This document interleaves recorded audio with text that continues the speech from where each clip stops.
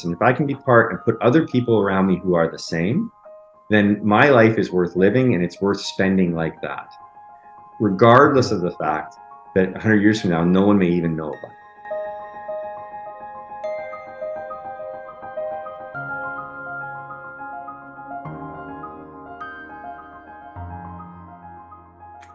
Garth Johnson co-founded Meticulon Consulting in 2013, Canada's first enterprise to deploy the unique abilities of people with autism as IT consultants.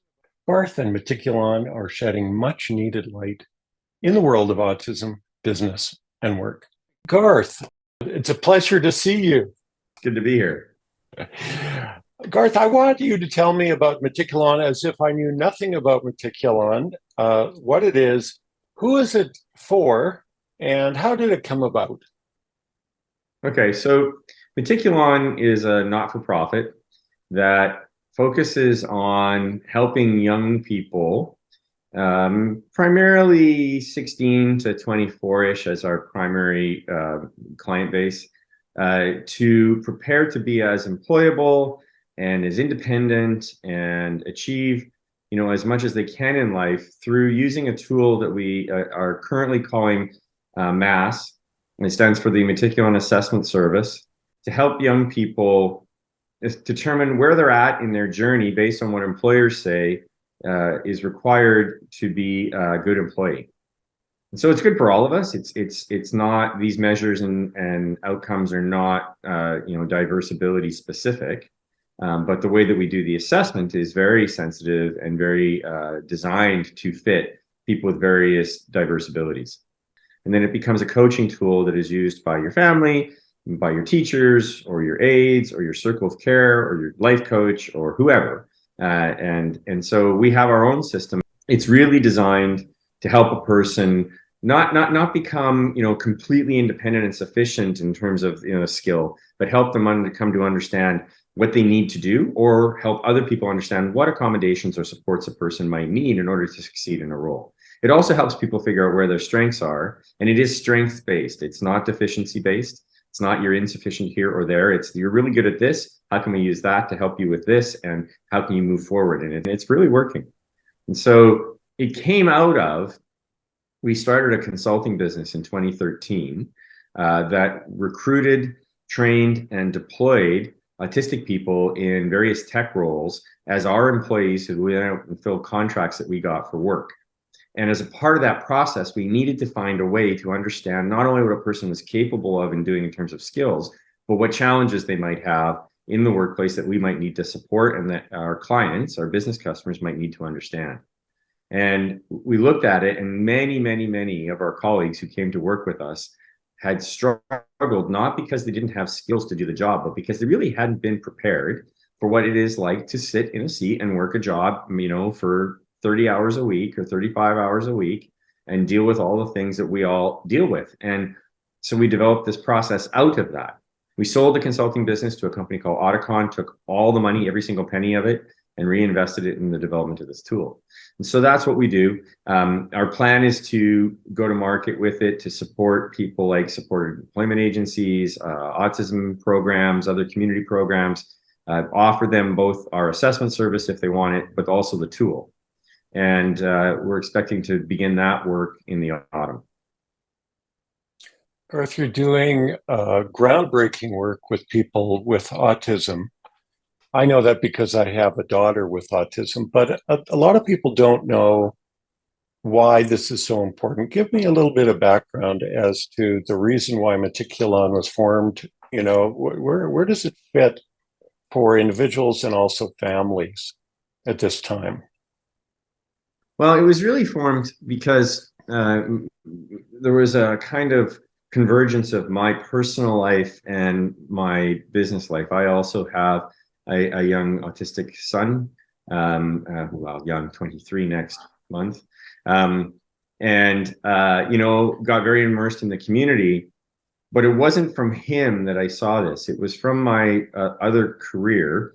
I was involved in the online marketing world, and we had a number of people on our development teams who really struggled with some of the social norms of work. they fit into our kind of loosey-goosey Web 2.0 culture, but when they went to other places, had struggles as we grew to a significant size, a few hundred people, things changed for them. And I thought, how can this person go from being one of the most amazing developers we've ever worked with to a person who's struggling and with anxiety and doesn't even want to come to work? And so we started Meticulon because, and I don't know where this statistic comes from, Bill, but it's used all the time, that there's 85,000 people on the spectrum in Canada who are capable of work, who do not have work, and who want work. And what I do know from my personal experience is that an autistic person who ends up in the right role, doing the right thing to achieve the right outcome, is exceptionally good at it.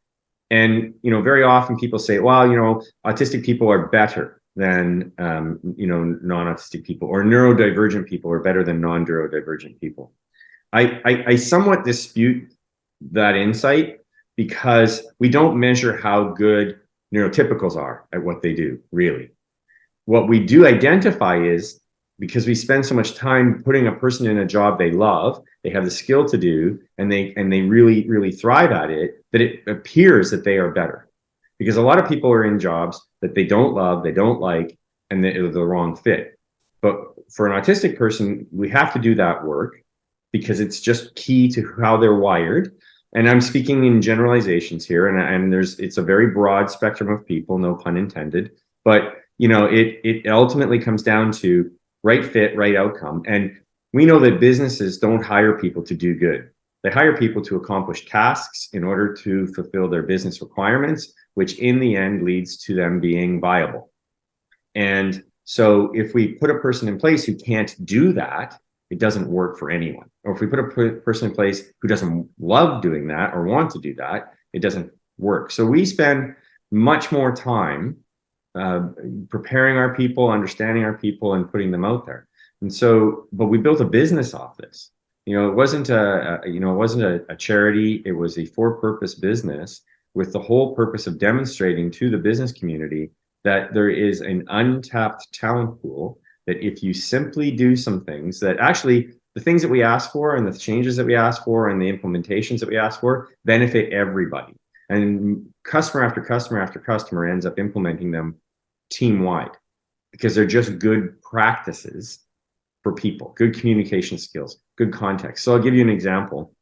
I was in a meeting today and someone said, tell me one thing that we could do that would make our recruitment process better. I said, simple. Send the interview questions that you want to ask your candidates to them in advance.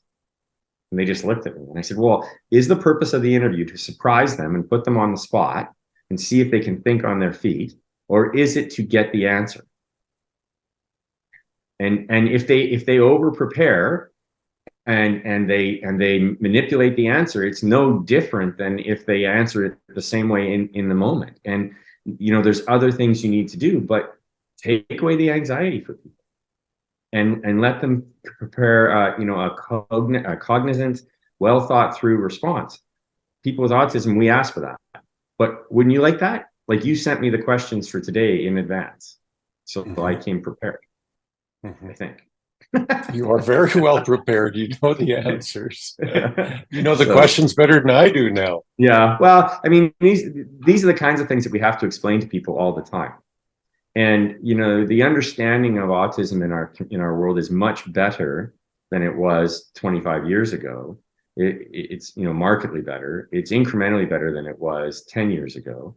But there's still a significant amount of the population that doesn't really understand what autism is, or unfortunately, their impression of autism has been framed by entertainment media, which, as we know, is not a representation of autistic people. It's a representation of stereotypes, which are easy to pull out to craft a story around.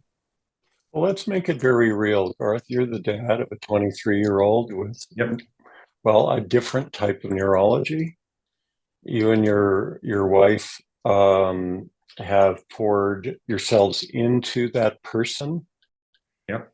And there are some challenges that go with that. Tell us a little bit what it's like to have a kid, including a 23-year-old, with the different neurology and what sort of challenges go with that? Well, yeah, I mean, so it's different for everyone. The biggest thing for us that was the biggest impact to us was that it's not his autism that is real. He has other, associated conditions. He has an intellectual disability. He's got other things. He'll be with us for life. And so retirement is party of three, not two. The concern, people say to me all the time, oh, or a child should never outlive a parent. And it's like, I understand that. But when I go, I'm very concerned about what happens to my child, because my child will still need someone to care for him. And so your concerns and your whole life focus shifts. And all of a sudden, what you think about becomes much bigger picture. So my older son, who is not a autistic person, used to tell the girls that he dated in high school, by the way, if this goes somewhere, you're going to have my brother with us. 16, that's not a pickup line. It's the reality. But, on a day-to-day basis, it requires a tremendous amount of effort. There's, he's not a kind of person where I can just go up and go, hey, we're going to do this, without having some kind of negative response if it's spur of the moment. Sometimes it has to be. But we have to take a tremendous amount of time to prepare him because of his anxieties around change and his anxieties around being in public, around people and noise and all these kinds of things. And so, we have to say, for instance, if we're going out to our cottage, we're going to the cottage in 4 weeks and we're going to go on this day, and we have to consistently do it. We have to create a visual calendar for him so that he can reference it. And so, there's those kinds of efforts. Conversations with him are very, very binary most of the time. And occasionally we have this kind of interaction, but it's very occasional. For the most part, it's purely transactional. And, he loves us to bits. He's a good person, but his way of communicating with the world, if I want to spend quality time with him, I need to be a video gamer, and, that kind of thing. And so your expectations change, your hopes change. As a partner, you must really, really, really invest in time together, because the stresses of what, carrying this load and dealing with the meltdowns that happened when he was younger don't happen anymore. And those sorts of things can drive a wedge. The financial cost, there's the cost for diagnosis, the cost for support, the cost if we want to go out somewhere and do something for respite. It just changes your economic profile. And what if one person has to stay at home? Then it cuts your revenue. And so the stress, like the divorce rate in our community, is through the roof, and because it's based on stress. So what you want to do with your child is you want to help them find, to be all that they can be, to use a 80s saying. And I think with Teague, we have really been able to help him find work that is meaningful for him, that he's good at, that he enjoys. We've been able to help him find community where he can make contribution, because things like employment, like we do for people in Meticulon, really are one of the deepest forms of inclusion we have in society. Being able to make meaningful contribution is something that not many people get to do even in their work, but everybody wants to feel like they did something. And people with diverse abilities are no different. It's just the path there is not always as easy and as straight. But if you don't find that for people, then they go through life without that sense of purpose and meaning, and that's not really a great thing for anyone. So, that's why we created Meticulon for the super gifted, talented folks in tech that we have. That's why we've taken the principles from Meticulon, put them into the Mass tool to help my son, who went through Mass and ended up discovering a bunch of stuff about himself. The other great thing about Mass is that, Bill, as a parent, this to be completely true. You can tell your kid something 1,000 times, and somebody else tells it to them once, and all of a sudden it has impact, because it wasn't dad or mom or brother or sister telling them. And that's one of the interesting things about the Mass tool, that it helps affect change, especially for people with autism, because they can see it right there on a graph. If you want a job, this area is red, and you've got to get it to yellow at least. And this is what employers say, and this is why employers say it. And here it is. Do you want to work on it? And if they're motivated and they're not just there because their parents made them come and do the program, they're in. Mm-hmm.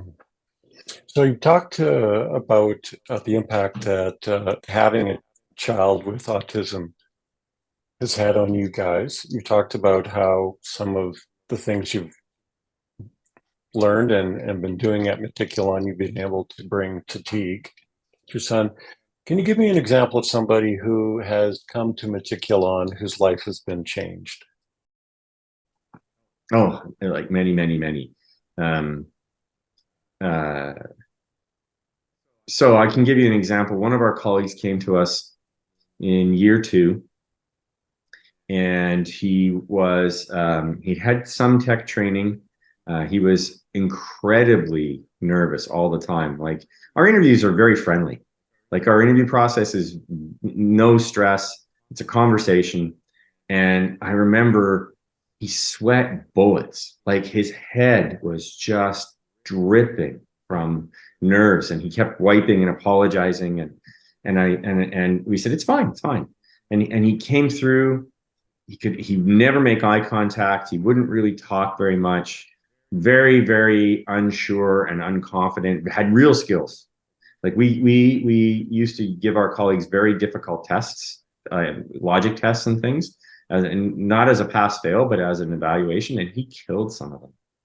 So he got a job with us. He became a software tester. He went into a company. His employment coordinator, who helped facilitate the relationship between the customer and him, and helped support him if he's got questions or needs behind the scenes, did a tremendous amount of work with him. And after about 6 months, the customer came to us and said, he's doing really, really well. He's actually taught himself some code, and he's doing coding as well. And over the years, this person just changed from that, sweaty, nervous, living in his parents' basement person, to now has his own home, is a manager of other neurodivergent people on that team, is unbelievably confident, very, very well-spoken advocate for autism in the workplace, mentors our entry-level people with, this is what you need to know to succeed in the workplace, and has become a completely different person. Certainly no more nerves, but it took him, it's almost 8 years that he's been working for the same company, loving it, which is also one of the benefits of working with neurodivergent talent. If they love something, they're going to stay. They're not, turnover is not a thing as long as there's something really working there. And so, he's been completely and utterly transformed. And not really because of what we did. Like, we cannot take credit for the success of our colleagues. What we need to do is recognize that what we provide is an opportunity. It's like a runway for liftoff. But that's all we really do, because it's really on them. They get deployed, they do the work, they put in the effort. It's like, okay, so we found all that and we've supported you, but it's really them that does it. And it's all they really ever wanted in the first place. And what we do take credit for is educating the customer and the client base about what it is, what neurodivergence is, what it looks like, how to work with it, how to make it successful. And we do that piece because that's the soft skills training side that we can bring to the table. And so it's a very good partnership. But ultimately, his success was on him. And if you had time, I could tell you 30 stories like that. Mm-hmm. Maybe more. It's beautiful. Well, you've made a huge difference in the lives of many, many people, not just the individuals, but I would think their families are going to benefit in many cases, their coworkers, Yeah. and the people around them are going to benefit. The completely. Empowerment, Completely. the freeing of those people. Yep. And seeing the families have hope again, whether it be through the MASS tool or whether it be through employment, is really one of the things that's like a side benefit that nobody really measures. But the impact to society of parents who have depression, who have anxiety, who have addiction challenges and other things, all as outcomes of some of the stress that they carry. If we can alleviate that, the benefit to society isn't just for the person we help. It's for their whole circle of care. It's much bigger. What about, now this is something that probably you don't have a chance to talk about all that often. What about faith? Where does this fit in, Garth, into your journey? In my entire career, I have tried to do things that I think make a difference. Um, and I've always been motivated by trying to spend my life doing something that makes this place a little better. Like someone asked me the other day, what's your life mission? What's your life goal? And I said, like there was all these, why it was at a plenary address, and the guy was asking you to talk about, what is your legacy? What do you want people to think? And I said to the person I was talking to, I said, it's really simple for me. I said, every single person that I meet, whether that be, potential customers, the lady who was my Uber driver today that got me to this apartment, anybody, I want to make the world a little better for them by being kind, by showing concern, by engaging them. Because 100 years from now, Bill, it doesn't matter how big a thing we think we're going to do, it doesn't matter how important we try to be, how much money we acquire, or any of those things, we're forgotten on this planet. And, unless you're incredibly evil or the 0.0001% that is incredibly gifted and makes a huge societal impact.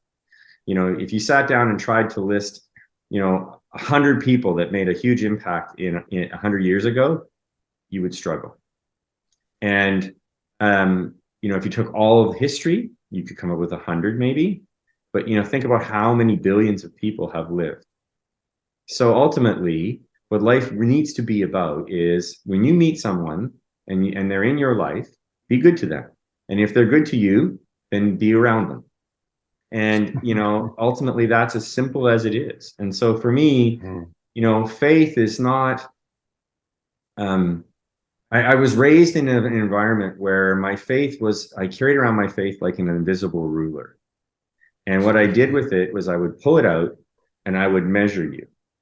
And I would measure, can you tick this box, or do you tick this box? And do you believe this, or do you say that, or do you not do this, or do you not do that? And then I would decide whether or not I needed to come and help you or avoid you or whatever.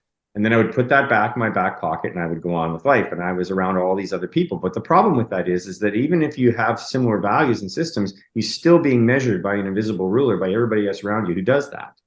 And it's not internalized. And for me, faith is meant to be not about what anybody else does.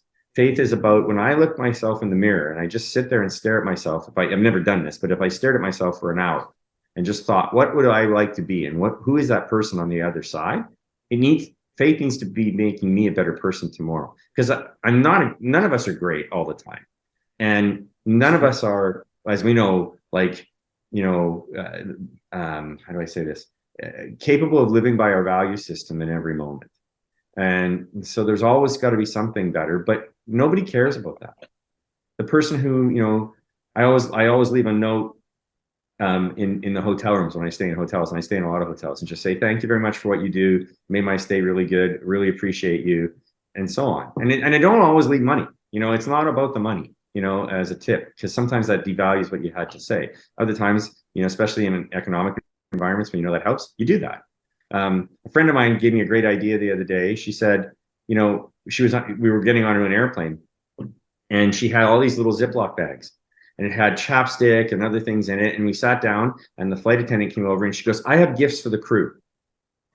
And the flight attendant was like, what? And she was like, no, I made all this for you guys. And it's just really simple stuff, Bill.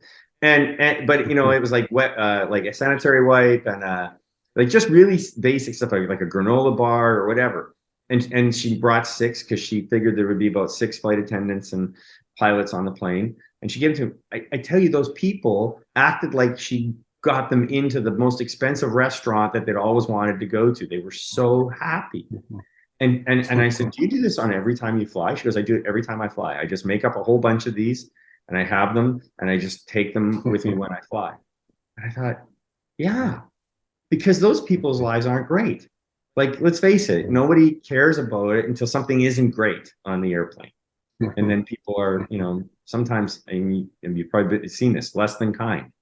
But you think, okay, so for me, what motivates me here, it's if I can help facilitate this, and if I can do this, and if I can be part and put other people around me who are the same, then my life is worth living and it's worth spending like that, regardless of the fact that 100 years from now, no one may even know about it. I've come to a point where I don't really care what you believe. I need to live by what I believe. And I need to make sure that what I believe comes down to really simple principles. Love people and live your life to express that, and put yourself around people who do the same back. In terms of your close circles of relationship. And when it doesn't happen, well, okay, off we go. So what's next? You've been at this with Meticulon for 10 years. Yeah. It's the longest apart from my marriage, it's the longest I've ever been at anything. And my marriage is it's approaching 35 years now. And it's great. This is great. And what I would like to do next is, I think in Meticulon and Audicon were able to help in terms of employment, a few hundred people. Mass could help many thousands of people. And I think what I would like to focus, the remainder of my career on is helping facilitate and give away what we've learned to whoever will listen, whoever will apply it. Because I think that's how you create that ripple effect. And it's not, I'm not talking about being on stages, presenting and writing a book and doing all that. I'm talking about practically giving away the intellectual property through our tools, sharing it, selling it, marketing it, licensing it, doing whatever it takes to help foster as much change as possible in the time we have. Because people with disabilities aren't going to go away. You and I are going to end up with a disability. That's just how it is. And our society needs to understand that every person has a right to belong and every person has a right to work. If you want to focus on diversity, equity, and inclusion, it's not about any and ors. It's just about ands. So, BIPOC, people of color, Indigenous people, gender, disability, all of the areas of DEI, it's not a slot that you tick for one. It's this blending of homogeny in society that we need to focus on. And inclusion doesn't include accommodation. Accommodation is a path to inclusion. And eventually we have to get rid of any kind of thought of this is an accommodation. We have to just say this is how it is. And if we can get there, and I can help do that in the next 10 years or 20 years, I'm never going to retire. You can quote me. I'm never going to stop doing something. But if we can do that over the next 10 years, and I think we're actually in a really interesting place right now, both as a country and as a planet, around these pieces. And when I think about the 1970s, when I was in elementary school, people in many of the areas of equity and inclusion and diversity, they were ostracized, they were beat up, they were judged, they were mocked for who they were, out of ignorance sometimes, out of bigotry sometimes, out of fear sometimes.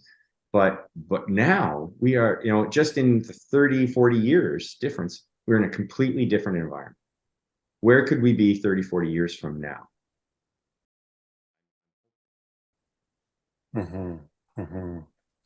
There will never be no work for us, Garth. We're always going to have something to do. But, nothing for us without us, right? So everybody has to be at the table. I hope so. Well, thank you so much for being not only at the Kolbe Times table, but in the Meticulon table and the this whole DEI table that you're talking about, making it possible for everybody. artists. And so it's a pleasure to be here because if for every bit of thing that we accomplished, you're standing right there being able to take, ownership of the fact that you helped us do that. And so many people, like you said. So thank you so much.